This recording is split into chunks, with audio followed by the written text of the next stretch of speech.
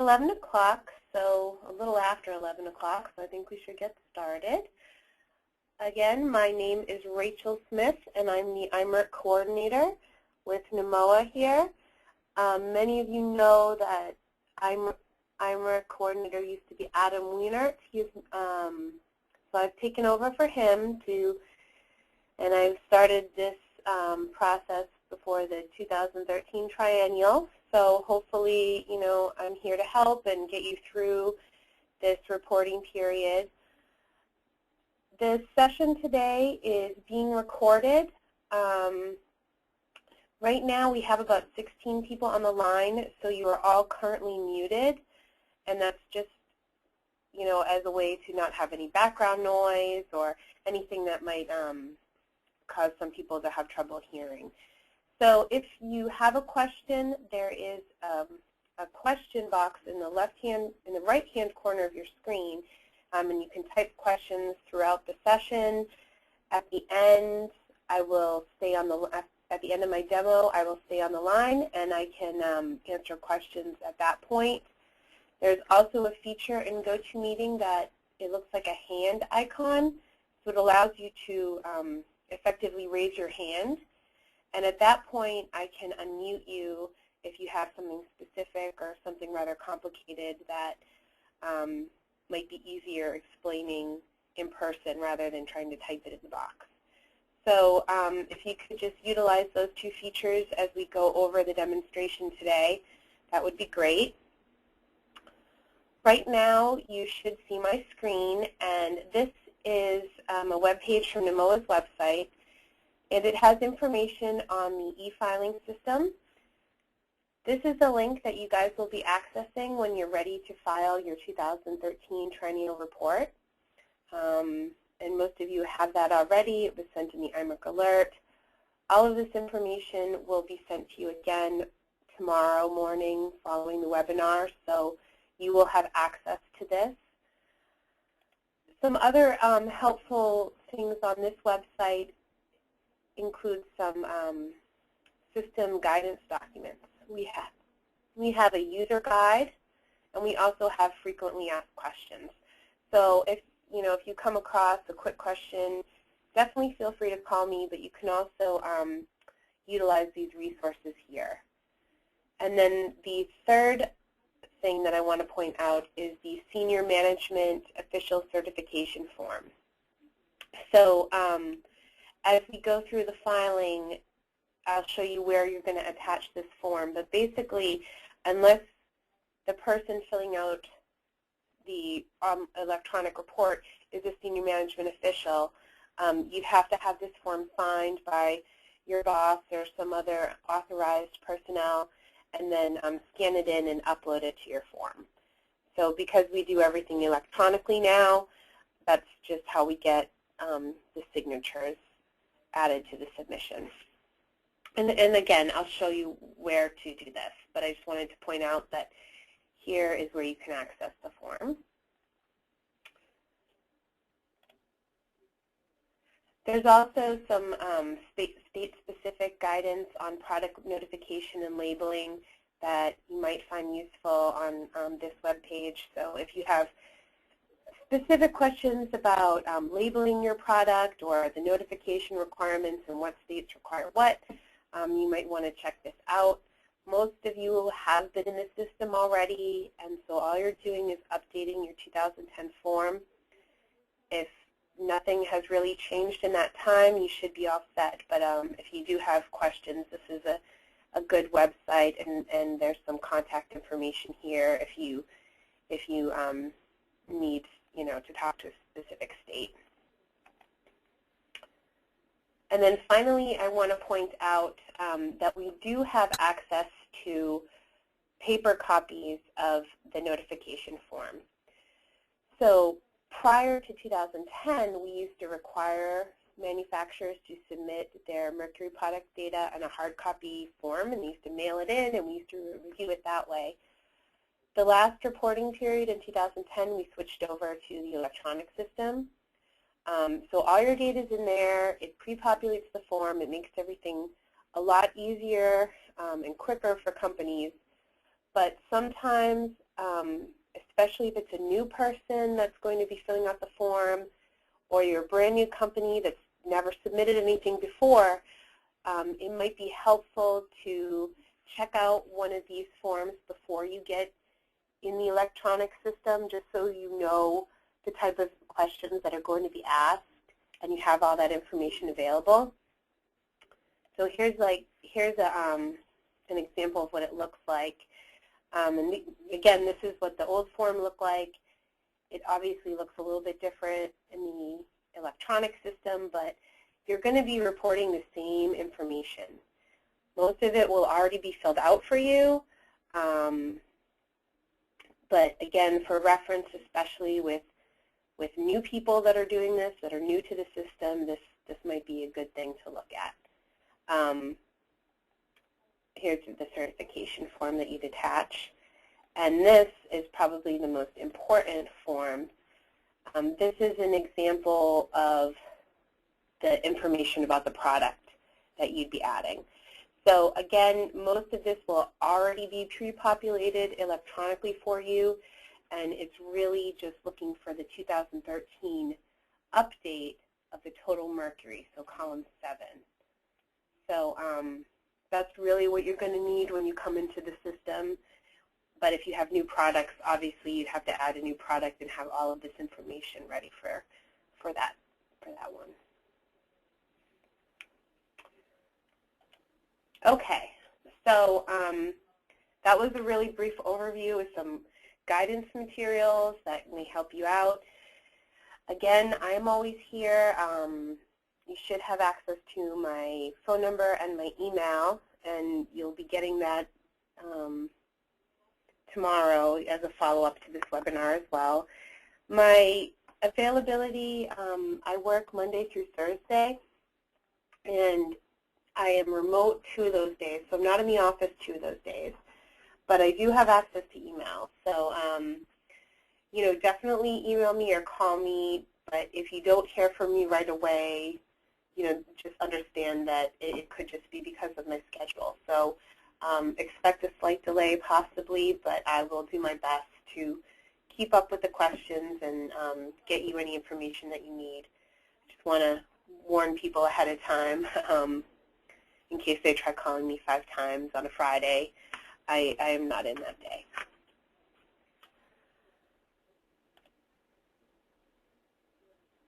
Okay, and this is the e-filing website that we are going to talk about. For the purposes of this demonstration, I am going to be showing you an example of a single manufacturer, a single lamp manufacturer, and an auto manufacturer. So this is fake data. I just want to give you a flavor of what you'll see when you come into the system. So the first thing once you log on to this website is you're going to enter your username and password.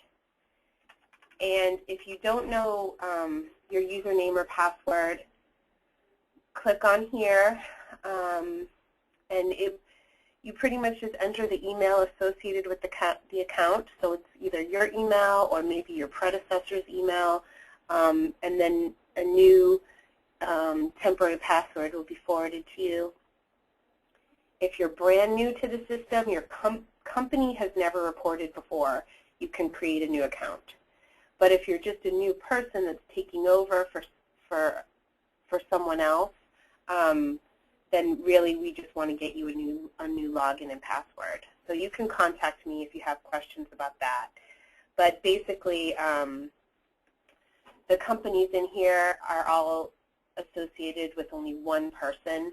So again, if you're just replacing somebody else, then I just want to change the contact information. I don't really want to change anything about that company. So that's the difference between these two functions. But hopefully you guys, you know, should be all set with your username, your password. You log in, and this is your home page. If you need to change anything, your information, password, if you want to change that, security questions, it's all located here. You can also get to it by the My Profile tab up top.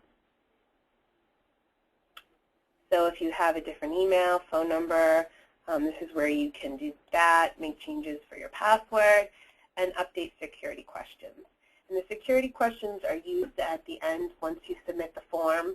And it's random. It will pick one of these. So, you might want to make sure that you know what the answer was before you get to the end and have to go back and fix this again. But once you're all set, logging in, since you're going to renew your 2010, you want to click on the Approved Notifications tab right here on the right-hand side of the screen. And you should see all of the notifications that your company has submitted through the mercury e-filing system. Since we do this on a triennial cycle, the first notification was due for 2001, and then 2004, 2007, 2010. The one that's due right now is 2013. And to be clear, it is not cumulative, from 2010 to 2013. The states are just looking for a snapshot in time, so they're really just looking for the data in calendar year 2013. Okay, so that's the information that you're going to submit. And to do that, click on the Renew button on your latest submission, which in this case would be 2010 because that's the last time that the states required an update. It brings up the mercury-added product notification form. It's already pre-checked, so you just hit Next. Again, it's a triennial form. It's pre-checked. You're a manufacturer.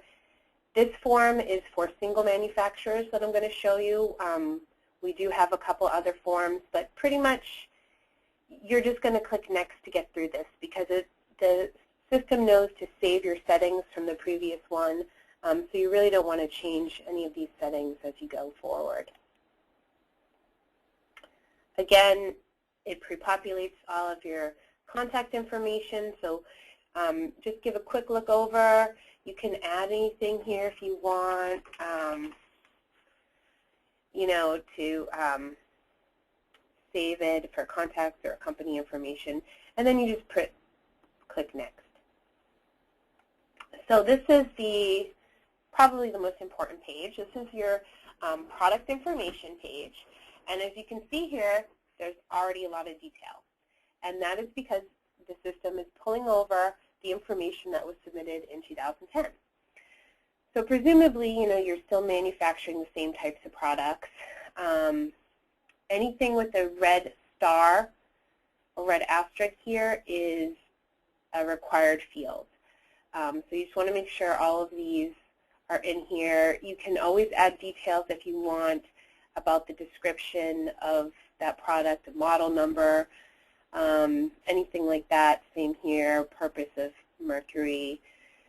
It's just additional information for the states, and it's an optional thing. But what is not pre-populated is the exact total. And the exact total would be the amount of mercury that you sold in this product in the calendar year 2013. So you just want to update the total of what that would be in 2013. Click on Save. Okay, and that's in there. You're going to go back up to the top here and go through each product individually and update that total.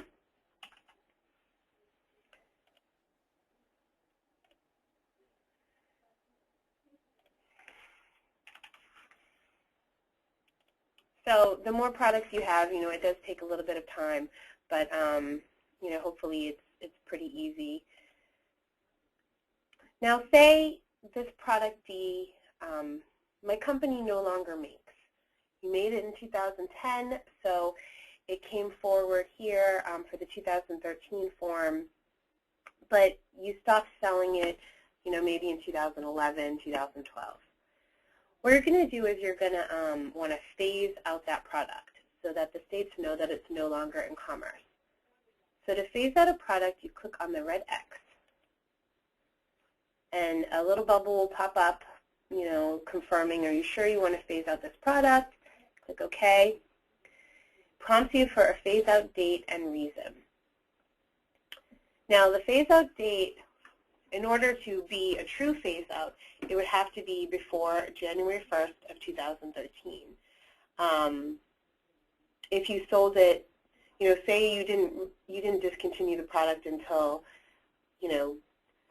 April 2013, it's not phased out in that triennial reporting year. You'd still have to include it in the form, even if the sales were 0. Then you would just put 0 in the total mercury. But if you truly have phased it out before the calendar year 2013, this is what you do. And the states are really just looking for a general date. We don't need the exact day that it was phased out. If you don't know, I suggest that you just put December 31st, 2012 as the phase-out date, because that would be the last possible day that it would qualify for a phase-out.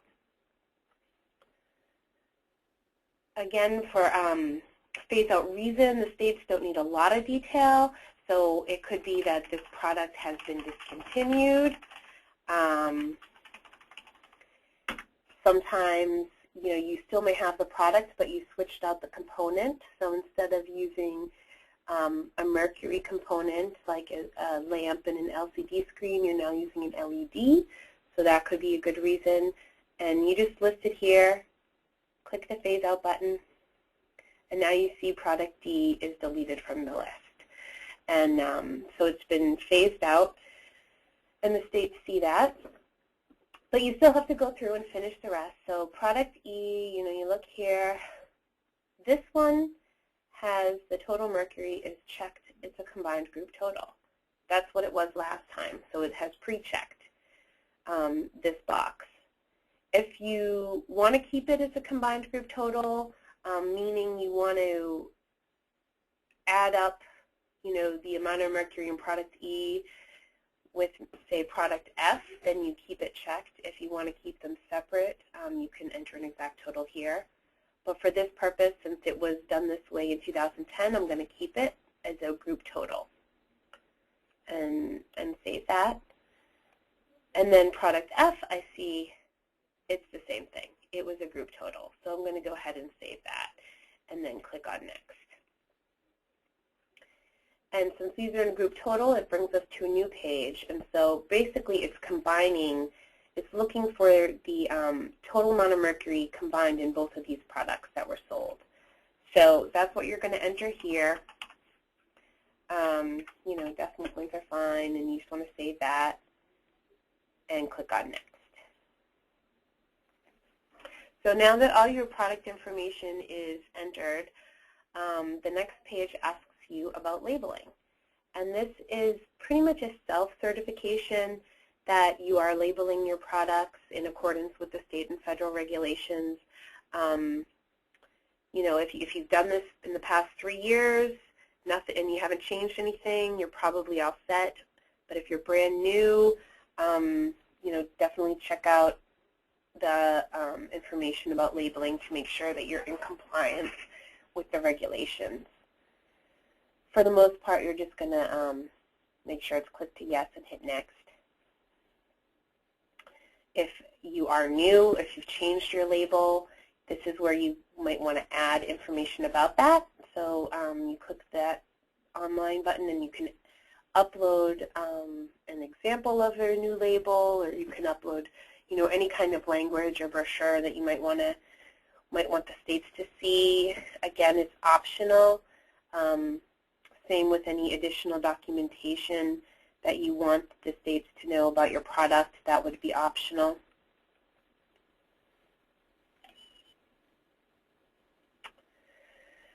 And then if you want to see all of the attachments that you've gone, here's your form. So if you want to double check on your form and see what it looks like, you go back here and kind of go through everything again. Okay, everything looks good. See, it saved all your data. If you want to look at the attachments, it brings you back to this page. This is also actually where you would attach that senior official certification form. So if you have to submit a form for some reason, if you're not the official person that's supposed to be filing on behalf of the company, this is where you'd upload it, and you just add it under here as additional documentation.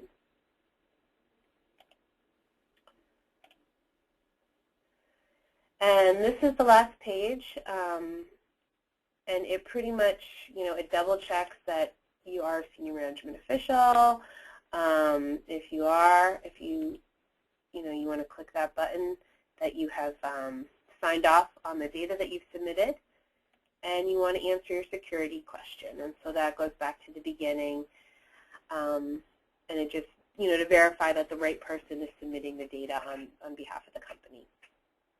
So once you've done that, you would hit the submit button, and the application is forwarded to me, the IMRIC coordinator, and I take a quick look and I make sure everything is filled out properly and there's nothing that's missing.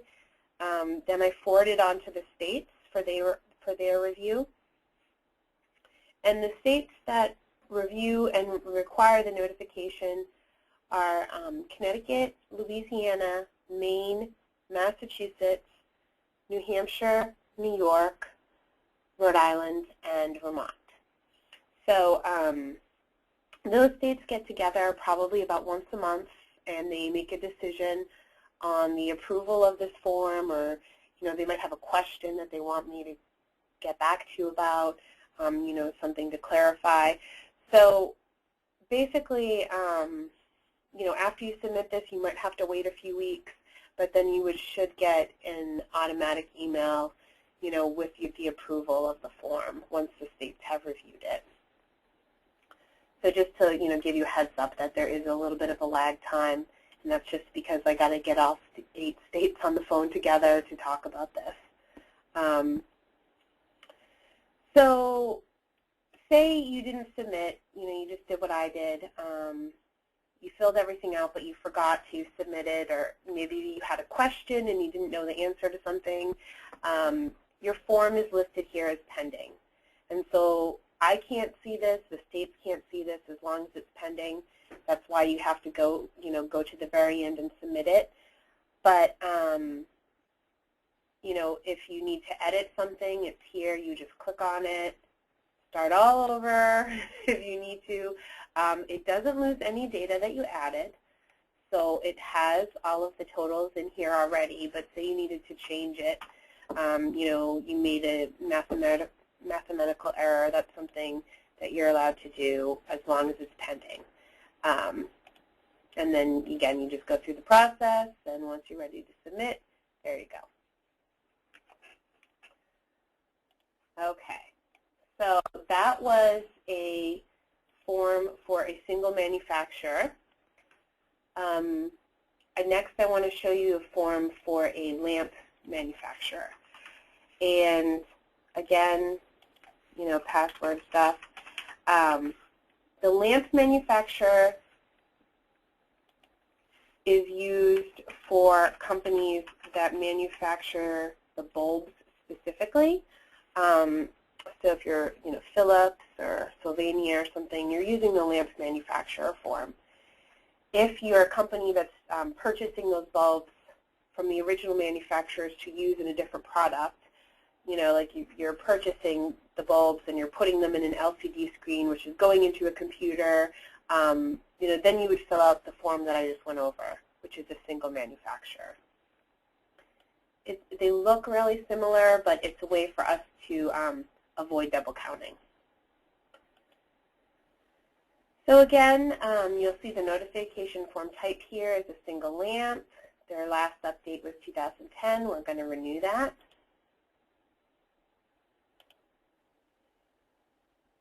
This is checked off this time, which is correct. I'm going to go through. Okay, my company looks the same. Nothing's changed. And here are my products.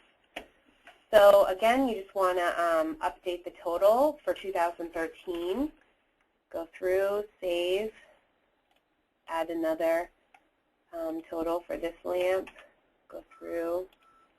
And you'll notice here that I have 2 fluorescent lamps, but they have different ranges of mercury. And that is because that's how the states categorize the products. The ranges is available right here. Say I have a new fluorescent lamp now that is 10 to 50 milligrams. So I'm going to add a new product, and this would be the same exact process on the manufacturer form. I'm going to name that fluorescent lamp and then create it. Again, everything that has a red star is a required field. So you pull down the drop-down box and do what makes sense for you. I asked for a lamp wattage, so this is maybe 400 watts. And you could do a range. You could do 400 to 500 or something. And then select the amount of mercury in that lamp. So we already have a bulb with less than 5. We have one with between 5 and 10. We're creating one that's between 10 and 50 and updating the total for that. Okay, so now this other product is listed on the left-hand side. So that's my fourth product. And anytime, and so you just go, if you have more than that, just press Add New and fill out the required information. Once you're set and have added all your products, hit Next. Same exact question about labeling. Same exact process, to add the additional documentation, to add any, supplemental or optional information that you might want to include. If you want to view the form, you can click on that icon, and it's taking a little while, but it will show you. This gives you a view of what the form looks like if you're going to print it out on paper. And you can see how everything looks. So it looks a lot like that paper form that I showed you at the very beginning. So if you want to double check, you can also double check your data by looking at this view. But most likely you're gonna be good. You're just gonna hit Next. Again, certify that the information is all correct.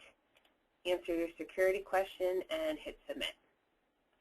And then the email will be forwarded to me, and you'll get automatic emails once it has been reviewed and approved.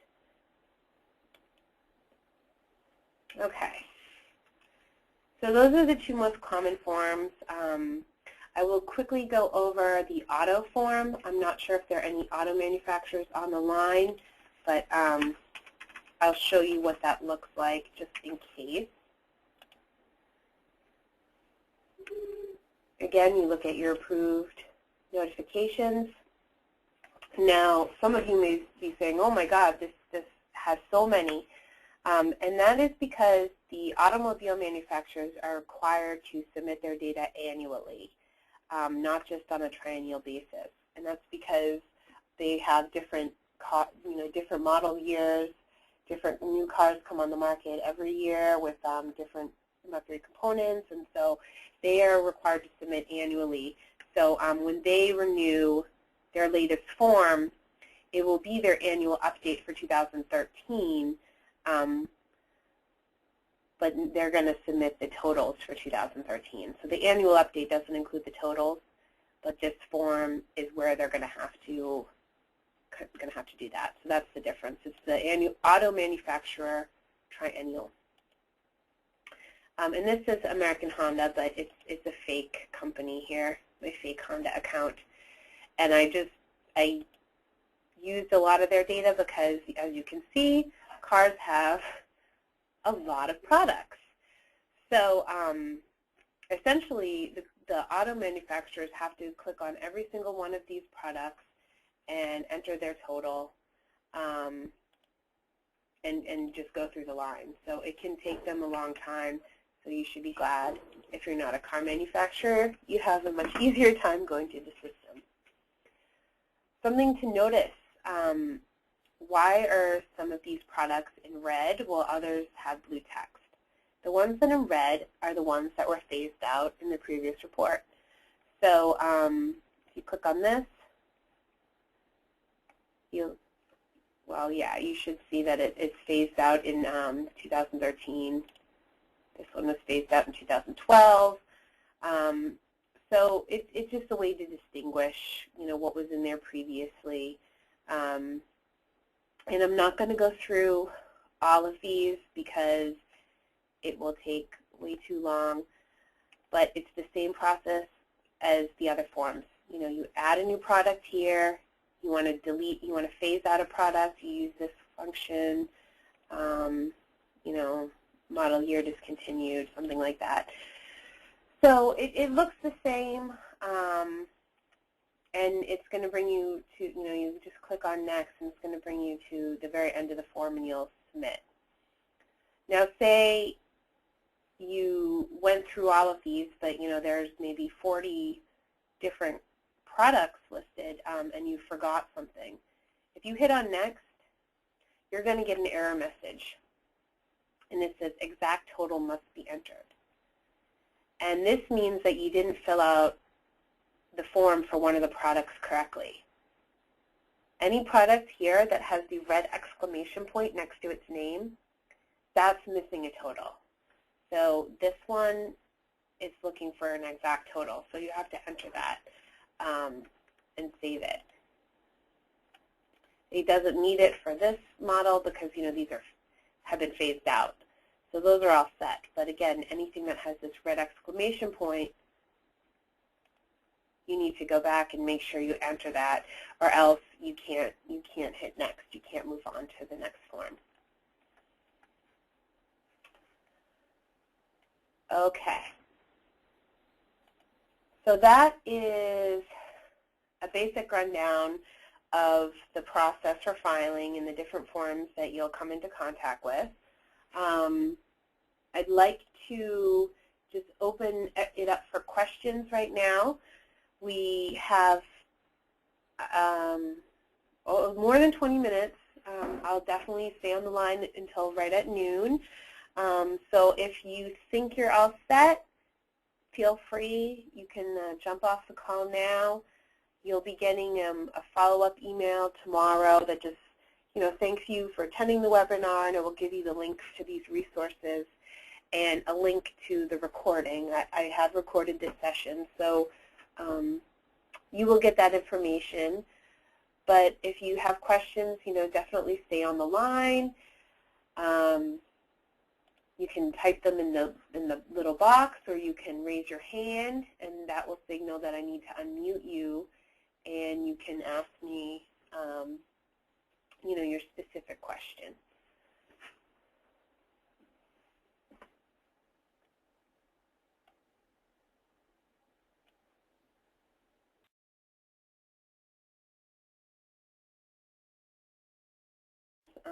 People wanted to know if the total amount of mercury that they're reporting for each product was for the entire U.S. or for just the notification states, and the answer is that it is for the entire U.S.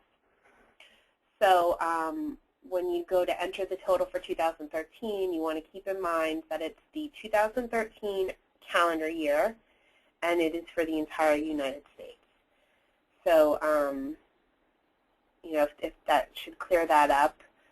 People also asked about refurbished products or replacement parts, and the answer is that you do have to include replacement parts in the filing. So if you manufacture a product that contains batteries, and then the batteries expire, someone needs to get a new one, and so you just send that customer a new battery, you would have to include that. Instead of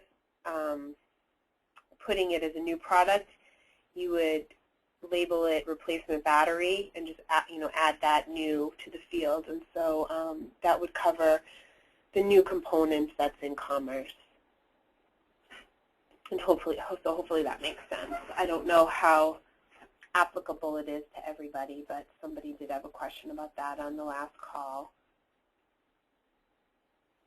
And so basically, if you're not sure, anytime a mercury component goes into commerce, it needs to be accounted for. So definitely account for any replacements that are being sold in their calendar year.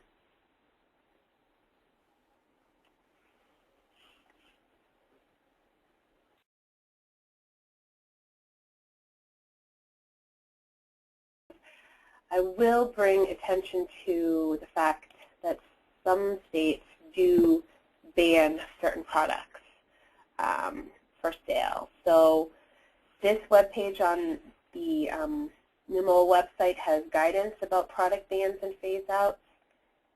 If you scroll down, you can search by state, or you can search by product category. So, you know, say you manufacture a thermometer, you can click on that, and it will give you a list of the states that ban that thermometer from sale.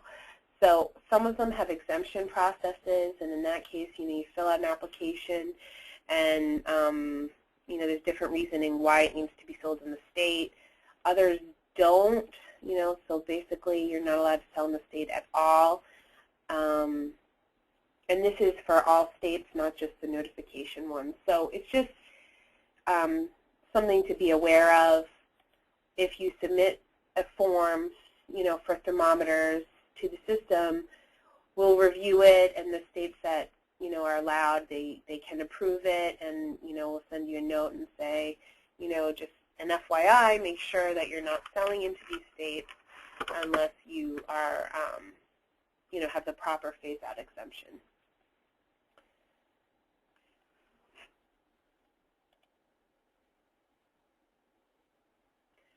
So one question is, if the 2010 file was not filed for some reason, can you file the 2010 online and then file the 2013, or do you have to wait for the 2010 to be approved? And the answer is you have to wait for the 2010 to be approved. And that is because the renew button, the system will not allow you to renew a pending submission or one that's still under review by the states. So you would submit the 2010 data. The states would, you know, review that, approve it. You'd get the notification that it's all set. Then you'd have to go back into the system a second time and enter in the 2013. And the 2013 is due April 15th of this year. So as long as you submit it before April 15th, you're, you know, considered to be in good faith compliance, even if the states, you know, aren't able to look at it until, you know, May or June. As long as the data is in there for 2013, you should be all set. One thing that I should mention is that some of you may be members of a trade association. So in the past, if you've reported through a trade association, then you don't have your own account. So basically what happens is you report your data to your trade association. They compile it with all their members, and they submit it to IMARC on your behalf. So the account is actually under the trade association name. So you might just want to double check that that's not the case. And basically, if you want to continue to do it that way, you know, you would just submit the data to them. If you don't want to go through a trade association anymore, you can file independently, and you would just, you know, send me a note to let me know, and I can activate an account for you. Because basically, your company information will already be in the system, so you don't really need to create a brand new account. You just need to have your user, you know, your login username activated, and so I can do that for you. But you know, just for the few places that do file under trade associations, it's probably just easier to continue doing it that way if that's what you have been doing for the past couple of reporting years, rather than having to go in and learn the system yourself. But you know, again, it's up to you. You know, whatever's easiest for you guys.